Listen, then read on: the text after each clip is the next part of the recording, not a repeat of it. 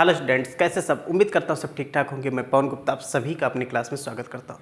Students, हम इस समय वेक्टर्स पढ़ रहे हैं क्लास 11 की फिजिक्स के अंतर्गत, और वेक्टर्स के हमने ऑलरेडी 3 लेक्चर्स कंप्लीट कर लिए हैं। आज ये 4th लेक्चर है। अगर आपने उनको नहीं देखा है तो आप पहले उनको देख लें, ताकि आपको आगे पूरे डिटेल में जानकारी अच्छे से हो सके। पिछले लेक्चर में हम लोगों ने वेक्टर्स के मल्टीप्लिकेशन में पढ़ा था स्केलर प्रोडक्ट या डॉट प्रोडक्ट। डॉट प्रोडक्ट में क्या था कि अगर एक वेक्टर ए है, दूसरा वेक्टर बी है, इसका डॉट प्रोडक्ट करते हैं तो ये होता है magnitude of A into magnitude of B cos theta, where theta is angle between the vectors a and b. This angle is theta. इसे हम ऐसे भी लर्न रख सकते हैं a dot B equal to A B cos theta.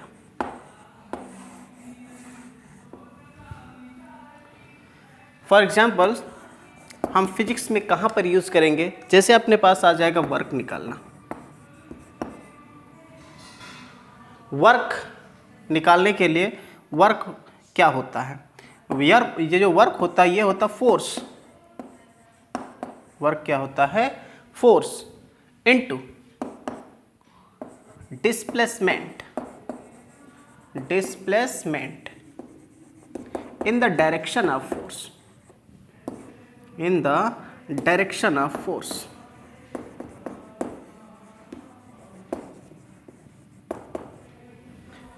Suppose I have a block this and I have applied a force along this direction. This force is F. After applying this force, this body is displaced by some distance. Suppose this body is reached at here and this distance is S.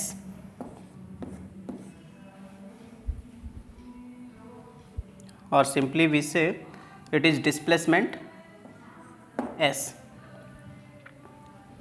Now displacement is in another direction of force. Suppose this angle is theta. Now I have to find the work done.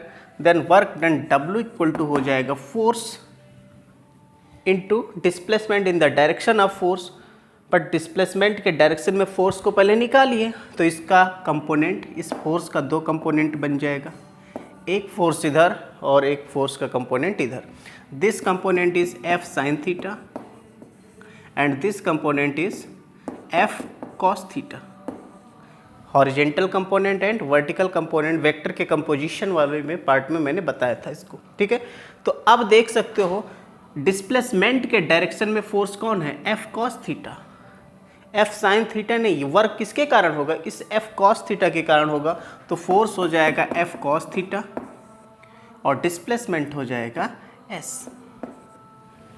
इस तरह से work क्या हो जाएगा?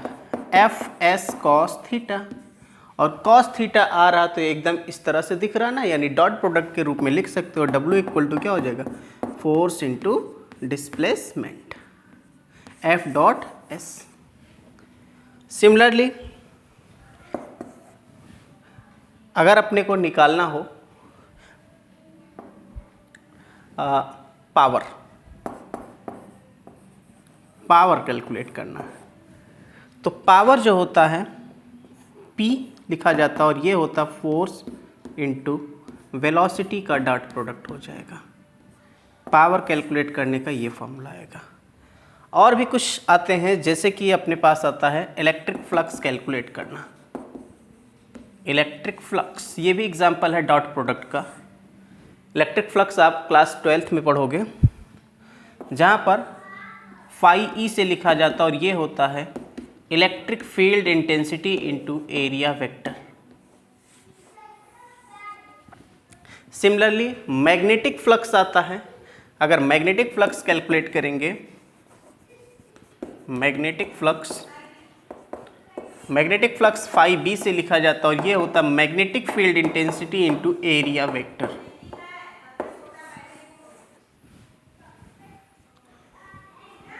और भी examples हैं, chapter by chapter पढ़ेंगे तो आता रहेगा। स्केलर प्रोडक्ट के बाद vector product of two vectors कैसे ज्ञात करते हैं? वेक्टर प्रोडक्ट को क्रॉस प्रोडक्ट कहते हैं। इसको ए क्रॉस बी के द्वारा लिखा जाता है। ये होता क्या है? ये होता है, इसको डिफाइंड किया गया है कि the cross product of two vectors is defined as a vector having a magnitude equal to the product of magnitudes of the two vectors and the sign of angle between them and having the direction perpendicular to the plane containing the two vectors। मतलब क्या है? पहली बात, vector product of two vectors का जो result मिलने वाला है, जो रिजल्ट मिलेगा वो क्या मिलेगा? एक वेक्टर क्वांटिटी मिलने वाली है। स्केलर प्रोडक्ट में स्केलर क्वांटिटी मिलती है, बट वेक्टर प्रोडक्ट में हमको वेक्टर क्वांटिटी मिलती है। और ये डिफाइंड की गई कि जैसे एक वेक्टर ए है, एक बी है। यहाँ देख सकते हो ये वेक्टर ए है और ये वेक्टर बी है। तो इनका जब आप क्रॉस प्रोडक्ट करोगे तो magnitude of vector A into magnitude of vector B into sine of angle between them, sine theta is angle between vector A and vector B. And after that N cap बताता है direction of A cross B. A cross B का direction क्या होता है? वो होता है दोनों वेक्टर जिस भी प्लेन में होंगे, जिस भी समतल में होंगे, उस समतल के लंबवत होगा, परपेंडिकुलर होगा। कैसे? जैसे अपने पास देख सकते हो एक वेक्टर ए है, एक वेक्टर बी है, दोनों के परपेंडिकुलर डायरेक्शन में ए क्रॉस बी का डायरेक्शन होगा। मतलब क्या, समझिए ध्यान से। जैसे कि अपने पास एक वेक्टर ये है ए, इस तरह से ऐसे है मान लीजिए, और दूसरा वेक्टर ये है बी। तो ए क्रॉस बी का डायरेक्शन इसके परपेंडिकुलर है, इस तरह से। जो फिंगर की डायरेक्शन ये होता है direction of A cross B. समझ में आया? इसको ये एक्चुअली परपेंडिकुलर है, नॉर्मल है, इसलिए इसको एन कैप से लिखा जाता है। नॉर्मल यूनिट वेक्टर है ये, किसके डायरेक्शन में? ए क्रॉस बी के डायरेक्शन में। समझ में आया? ये ज्ञात किया जाता है राइट हैंड स्क्रू रूल या मैक्सवेल के स्क्रू रूल की सहायता से। अगर हम एक पेच मापी या पेचकस जिसे कहते हैं, पेचकस पकड़ लें और उसको हम ऐसे रोटेट करें ए से बी के डायरेक्शन में। थंब को जैसे समझ लीजिए, थंब ऊपर है और आप पेज को घुमा रहे हो किधर? ए से बी की तरफ मोड़ोगे तो जो अंगूठा जिस डायरेक्शन में जाएगा that will be direction of A cross B. ठीक है? जैसे अपने पास वेक्टर ए इधर है चौक के डायरेक्शन में और वेक्टर बी इधर है, तो अगर हम थंब को ऐसे रख के ए से बी की तरफ मोड़ेंगे तो थंब ऊपर की तरफ जाएगा, यानी पेज ऊपर की तरफ जाएगा जिधर थंब का डायरेक्शन है, that will be direction of A cross B. ये पेच मापी के नियम से निकाल सकते हैं, यानी पेज के नियम से, राइट हैंड स्क्रू नियम से। किस नियम से? राइट हैंड स्क्रू नियम से ज्ञात करते हैं। Right hand screw. ठीक है? या आप सीधा अपने दाहिने हाथ के नियम से लगा सकते हो। आप फिंगर को क्या करिए? ए से बी की तरफ मोड़िए, अंगूठा जिस डायरेक्शन में है that will be direction of A cross B. Okay, now अगर इसका मैग्नीट्यूड पूछा जाए कितना होगा? मैग्नीट्यूड, तो मैग्नीट्यूड का मतलब इसका मॉड निकाल लीजिए, mod of A cross B. तो मॉड लेने पर ये बन जाएगा mod of A into mod of B sine theta, केवल इतना। क्यों? क्योंकि जो एन कैप है ये यूनिट वेक्टर है, यूनिट वेक्टर का मैग्नीट्यूड क्या होता है? 1 होता है। दैट्स वाई सिर्फ ये बचा mod of A mod of B sine theta. और इसको आप ऐसे भी नॉर्मली याद रख सकते हो, magnitude of A cross B equal to होता है ए बी साइन थीटा। क्यों? क्योंकि मॉड लेने पर उसका जो वेक्टर साइन है वो हट जाएगा, तो सिर्फ ऐसे ए बी लिखा। ए का मतलब मैग्नीट्यूड ऑफ ए, बी का मतलब मैग्नीट्यूड ऑफ बी होता। कभी आपसे कहे कि ए और बी के बीच का एंगल निकालो, तो इसकी सहायता से आप एंगल भी निकाल सकते हो, आप साइन थीटा निकाल लो। अगर आपसे पूछ ले angle between vector A and vector B, तो क्या तरीका होगा निकालने का? आप निकालिए साइन थीटा। साइन थीटा हो जाएगा mod of A cross B divide by magnitude of A magnitude of B. तो ऐसे आप एंगल भी निकाल सकते हो दोनों के बीच। Examples of cross product physics में पढ़ेंगे टॉर्क इक्वल टू होता है आर क्रॉस एफ। आर मूल बिंदु से ओरिजिन से ये वेक्टर हो जाएगा और इस पर ये फोर्स लग रहा है, इनके बीच का एंगल थीटा है, तो टॉर्क का डायरेक्शन इनके परपेंडिकुलर होगा और टॉर्क इक्वल टू क्या हो जाएगा आर क्रॉस एफ। ठीक है, जैसे दरवाज़ा खोलते हैं तो फोर्स आप दरवाजे के पास लगा रहे हो और जहाँ से कीली लगी है उस कीली से जो डिस्टेंस है आपके फोर्स की दैट इज़ आर। ठीक है, और इस फोर्स से क्या कर रहे हो, मान लीजिए कि आप ये दरवाज़ा क्या कर रहे हो, यहाँ से पकड़ के खोल रहे हो, तो ये आपका फोर्स लग रहा है, यहाँ जहाँ कीली लगी है ये पॉइंट, ये डिस्टेंस हो गया आर। तो आर क्रॉस एफ निकालोगे तो टॉर्क, इसी टॉर्क के कारण दरवाज़ा घूमेगा। ठीक है, समझ में आया? आप पूरा ड्रा करना चाहते हो एक्स वाई एक्सिस ऐसे ड्रा कर सकते हो इस तरह से। कहने का मतलब अगर ये आपका एक्स एक्सिस है, ये वाई एक्सिस है और ये क्या है जेड एक्सिस है, एक्स वाई प्लेन में आर और एफ हैं तो इनके परपेंडिकुलर यानी कि जेड एक्सिस के अलॉन्ग इसके टॉर्क का डायरेक्शन हो जाएगा।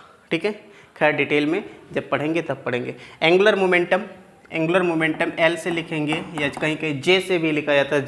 जे ये होता है आर क्रॉस पी। पी क्या है यहाँ पर, ये जो पी है ये कहलाता है लीनियर मोमेंटम।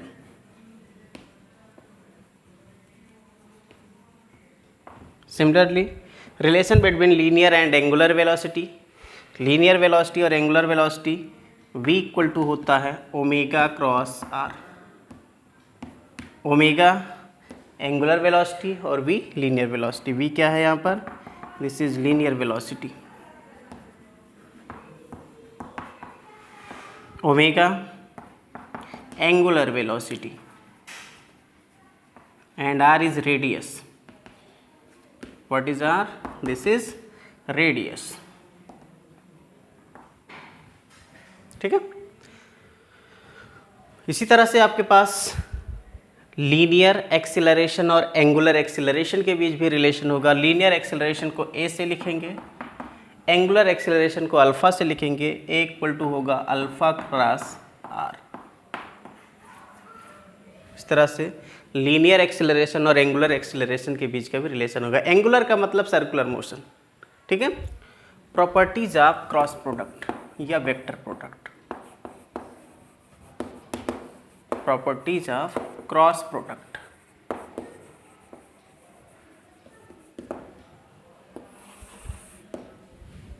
जिस प्रकार डॉट प्रोडक्ट की बहुत सारी प्रॉपर्टीज को पढ़ा, सेम टू सेम हम क्रॉस प्रोडक्ट की प्रॉपर्टी पढ़ेंगे। पहला प्रॉपर्टी,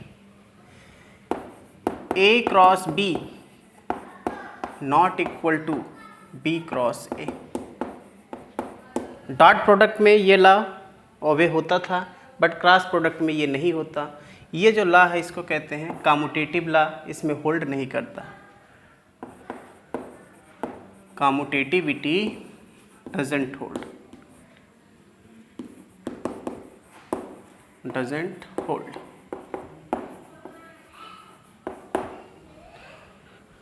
एग्जाम जैसे कि इसको करना चाहें अगर, तो A क्रॉस B अगर हम लेते हैं तो A क्रॉस B आपके पास क्या होता है, ये होता है mod of A mod of B sign theta और n कैप होता है। फिर अगर हम B क्रॉस A निकालते हैं, B क्रॉस A, तो B क्रॉस A क्या हो जाएगा, magnitude of B magnitude of A into sine. अब एंगल लेना है B और A के बीच, तो ये एंगल याद रखो। जैसे आपके पास एक वेक्टर A है, दूसरा वेक्टर ये है P, इनके बीच का एंगल अगर थीटा है तो ये आया।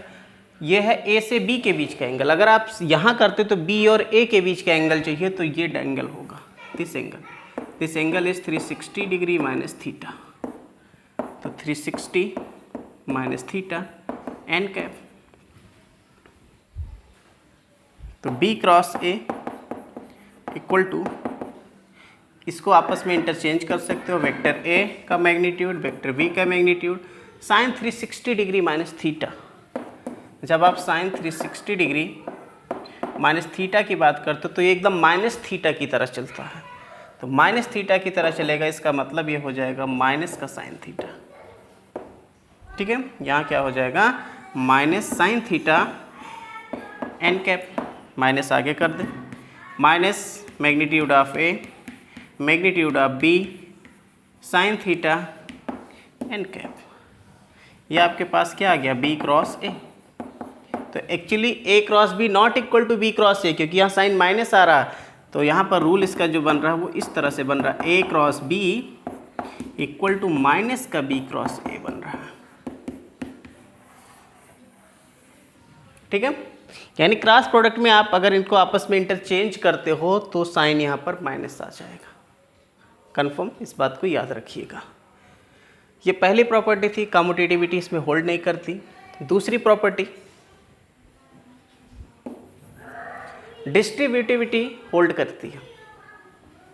ध्यान रखना यहाँ पर डिस्ट्रीब्यूटिव लॉ होल्ड करता है, डिस्ट्रीब्यूटिव लॉ होल्ड्स। मतलब अगर आप vector a cross b plus c लगाते हो तो ये बनेगा a cross b plus a cross c. और अगर आपके पास ऐसा हो जाए vector a plus vector b और यहाँ पर क्रॉस सी हो तो ये बनेगा a cross c plus b cross c, यानी डिस्ट्रीब्यूटिव लॉ इसमें होल्ड करता है। तीसरी प्रॉपर्टी पर आए, अगर दोनों वेक्टर ए और बी एक दूसरे के पैरेलल हो तब क्या होगा। Third property, if vector A and vector B are parallel,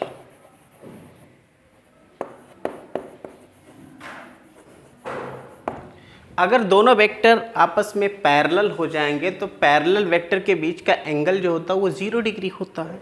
तो थीटा कितना हो जाएगा यहाँ पर 0 डिग्री, थीटा 0 डिग्री हो जाएगा। और साइन थीटा क्या हो जाएगा, साइन थीटा मीन्स साइन 0, और साइन 0 की वैल्यू क्या हो जाएगी 0। जब साइन की वैल्यू 0 हो गई तो ए क्रॉस बी की वैल्यू क्या हो जाएगी 0, ये पूरा 0 इंटू एन कैप। तो इस केस में आपके पास then a cross B equal to क्या हो जाएगा 0 इंटू एन कैप, और एन कैप जिसके साथ लगा मतलब वेक्टर में आ जाएगा, a cross B equal to क्या हो जाएगा 0 वेक्टर। क्या हो जाएगा 0 वेक्टर, सिर्फ 0 नहीं 0 वेक्टर होगा।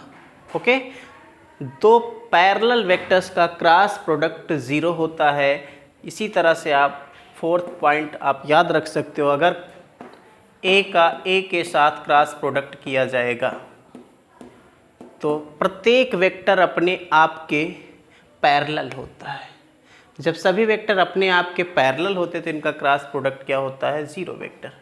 ऐसे आपसे कहा जाए कि बी क्रॉस बी निकालो तो बी क्रॉस बी भी क्या हो जाएगा 0, सी क्रॉस सी कहा जाए तो भी क्या मिलेगा 0 वेक्टर। ठीक है, यानी किसी वेक्टर का अपने आप से अगर उसी वेक्टर से क्रॉस प्रोडक्ट किया जाता है सेल्फ क्रॉस प्रोडक्ट तो हमेशा 0 होता है। ये थी बात पैरेलल वेक्टर्स की। अगर वेक्टर परपेंडिकुलर हो, अगर वेक्टर कैसे हो जाएं परपेंडिकुलर, यानी प्रॉपर्टी नंबर 5 पर आ जाए, if vector A perpendicular to vector B, perpendicular vectors हैं तो इनके बीच का एंगल हो जाएगा 90 डिग्री। परपेंडिकुलर वेक्टर्स के बीच का एंगल क्या होता है 90 डिग्री होता है। इसका मतलब अगर आप ए क्रॉस बी निकालोगे तो क्या बनेगा, साइन 90 की वैल्यू क्या होती है, साइन 90 इक्वल टू 1 होता है। तो ए क्रॉस बी का मतलब बनेगा ए बी साइन 90 यानी साइन 91 हो जाएगा। तो A B into n cap, और इसका अगर मैग्नीट्यूड निकाल लो तो सिर्फ बनेगा ए बी। ठीक है, तो ये भी आप याद रख सकते हैं। दो परपेंडिकुलर वेक्टर्स हैं तो उनका क्रॉस प्रोडक्ट दोनों के मैग्नीट्यूड के इक्वल होगा अगर मैग्नीट्यूड निकाल रहे हो, और डायरेक्शन लिखना तो ए क्रॉस बी के ही डायरेक्शन में बनेगा। तो ये प्रॉपर्टीज उम्मीद है समझ में आई होंगी।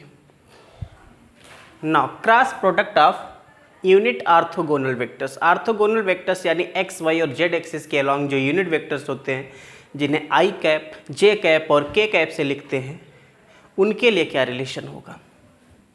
अगर आप आई डॉट आई निकालते थे तो 1 होता था, यहाँ क्रॉस निकालना है, आई क्रॉस आई, जे क्रॉस जे और के क्रॉस के, इनकी वैल्यू। अभी हमने पढ़ा क्या, सभी वेक्टर जो होते हैं वो अपने आप के पैरेलल होते हैं, और दो पैरेलल वेक्टर्स का वेक्टर प्रोडक्ट या क्रॉस प्रोडक्ट 0 होता तो आई क्रॉस आई 0 वेक्टर होगा, जे क्रॉस जे भी 0 वेक्टर, के क्रॉस के भी 0 वेक्टर होगा। ठीक है, तो ये तो जब सिमिलर हैं तब तो ठीक है। अब अगर डिफरेंट हुए तब कैसे करेंगे। जैसे आपके पास पूछ ले आई क्रॉस जे कितना होगा, जे क्रॉस के कितना होगा, के क्रॉस आई कितना होगा, या फिर पूछ ले जे क्रॉस आई कितना होगा, के क्रॉस जे कितना होगा, और फिर यहाँ पूछ ले आई क्रॉस के कितना होगा। तो इसके लिए हम क्या करते हैं, ये एक रूल याद रखेंगे आई जे और के का, और ये डायरेक्शन भी ध्यान रखेंगे। आई से जे, फिर जे से के, फिर के से आई। मान लीजिए आपको आई क्रॉस जे निकालना है, तो आई से जे पर आएंगे तो अगला वेक्टर कौन सा बैठेगा, यहाँ पर के कैप बैठेगा, तो इसका आंसर हो जाएगा के कैप। ठीक है, यहाँ देखो जे क्रॉस आई निकालना यानी अपोजिट चलना है, जे से आई, जे से आई तो एरो के अपोजिट चल रहे हैं। अपोजिट चलना वेक्टर में दिखाता है नेगेटिव साइन से, तो अपोजिटली हम जे से अगर आई आया तो आई के बाद क्या आ रहा है, के आ रहा है, इसलिए इसके साथ माइनस आएगा क्योंकि हम एरो के अपोजिट चल रहे हैं। जे क्रॉस के निकालना है तो जब आप जे से के पर आओगे तो अगला वेक्टर क्या आ रहा है, आई कैप। के क्रॉस जे, के से जे पर जा रहे हो, अपोजिट जा रहे हो, इसलिए माइनस का होगा, और बचा क्या यहाँ पर आई कैप। के क्रॉस आई निकाल रहे तो के से आई पर गए तो अगला बच रहा कौन, जे कैप, इसलिए ये हो जाएगा जे कैप। आई क्रॉस के निकालना तो आई से के पर अपोजिट आ रहे हैं, अपोजिट का मतलब माइनस का हो जाएगा, और बचा क्या यहाँ पर जे कैप।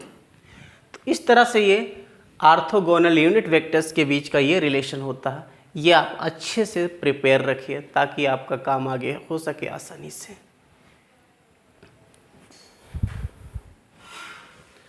एक वेक्टर ए है आपके पास, कंपोनेंट के टर्म में ए एक्स आई कैप प्लस ए वाई जे कैप प्लस ए जेड के कैप। दूसरा वेक्टर बी है, ये है बी एक्स आई कैप प्लस बी वाई जे कैप प्लस बी जेड के कैप।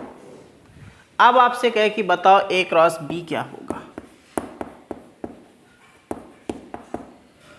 ए क्रॉस बी निकालना है तो क्या करो, वेक्टर ए के पार्ट को लिख लो, ए एक्स आई कैप प्लस ए वाई जे कैप प्लस ए जेड के कैप, क्रॉस दूसरा वाला पार्ट लिख लो, बी एक्स आई कैप प्लस बी वाई जे कैप प्लस बी जेड के कैप। अब एक पार्ट को उठाओ और पूरे से क्रॉस प्रोडक्ट करो, क्या बनता है, ए एक्स और यहाँ पर है बी एक्स, यहाँ आई है, यहाँ आई है, यानी आई क्रॉस आई। फिर इसी का दूसरे से करेंगे, ए एक्स बी वाई, यहाँ आई है और यहाँ जे है, आई क्रॉस जे। फिर इसी का तीसरे पार्ट से करेंगे, ए एक्स बी जेड,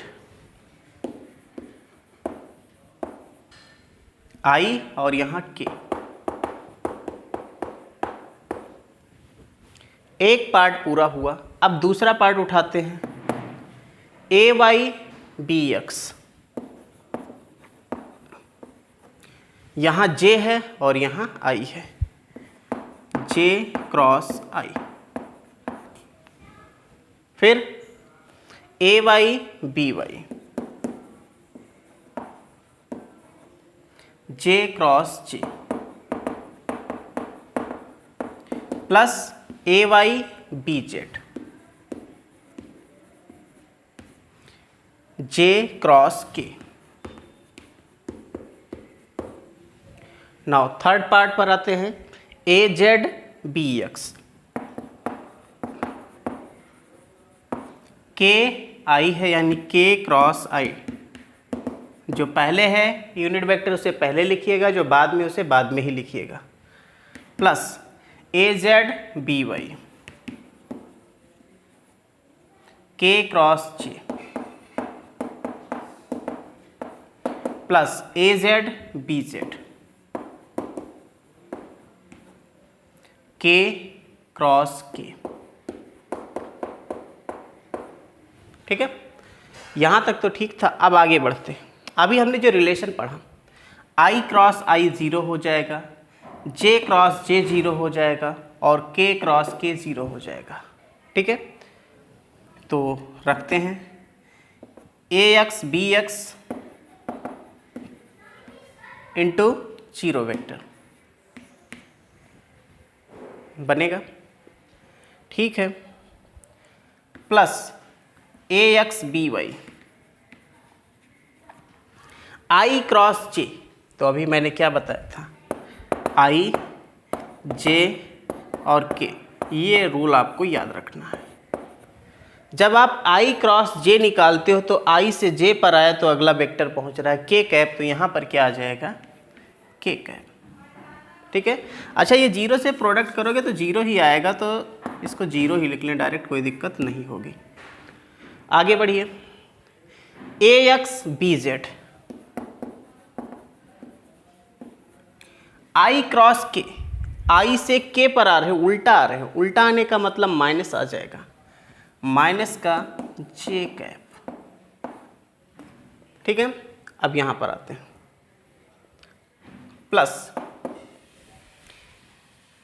ए वाई बी एक्स, जे क्रॉस आई, जे से आई की तरफ आ रहे हो, अपोजिट आ रहे हो, माइनस आ जाएगा, माइनस का के कैप, प्लस अभी ये पार्ट हुआ सिर्फ, यहाँ पर आता B y sorry B y है और यहाँ पर होगा, उल्टा लिख गया है sorry, A Y B y है, A Y B y, j cross j 0 हो जाएगा, तो यहाँ पर सीधा आपके पास 0 आ गया, प्लस इधर आ जाए ए वाई बी जेड, जे क्रॉस के, जे से के पर आया तो अगला वेक्टर पड़ रहा है आई कैप।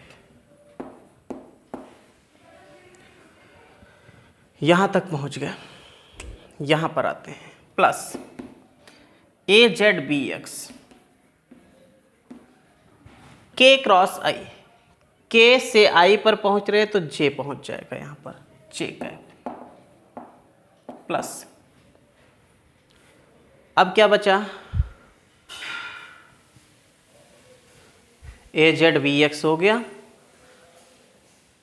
और अब बचता है यहाँ पर ए जेड बी वाई, ए जेड बी वाई, तो ए जेड बी वाई यहाँ पर के क्रॉस जे, के से जे पर अपोजिट आ रहे हैं तो माइनस में आएगा, माइनस आई कैप, फिर बी जेड, गलत लिखा है यहाँ पर, ए Z B Z, A Z B Z, के क्रॉस के, तो ये क्या हो जाएगा, 0 वेक्टर। ठीक है, अब क्या करें, आई कैप वाले को एक तरफ करें, आई कैप को मैंने कॉमन किया, बच क्या रहा जरा देखते हैं। आई कैप कहाँ कहाँ है, आई कैप एक यहाँ पर है और एक यहाँ पर है, ये है A Y B Z minus A Z B Y plus J cap को लिखता हूँ। जे कैप देखिए कहाँ कहाँ है, तो जे कैप आपके पास एक यहाँ है ए एक्स बी जेड और ए जेड बी एक्स। तो ऐसा करता हूँ यहाँ माइनस में आगे कर लेता हूँ, माइनस आगे करने से थोड़ा सा फ़ायदा मिलेगा। ए एक्स बी जेड यहाँ लिख लें, और जब माइनस आगे लिया तो यहाँ पर माइनस आ जाएगा ए जेड बी एक्स। जे कैप खत्म हुआ, अब के कैप की बारी है। के कैप आपके पास यहाँ है ए एक्स बी वाई माइनस के कैप और कहाँ है, यहाँ है ए वाई बी एक्स। तो ये आपके पास रिजल्ट आया ए क्रॉस बी का।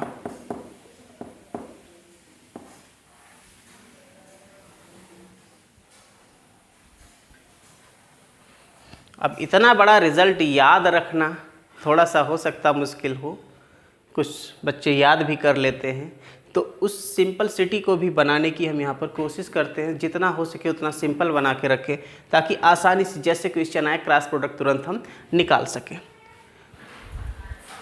और सिंप्लीफाई करते हैं इसको, a cross B equal to i cap है, लिख लो,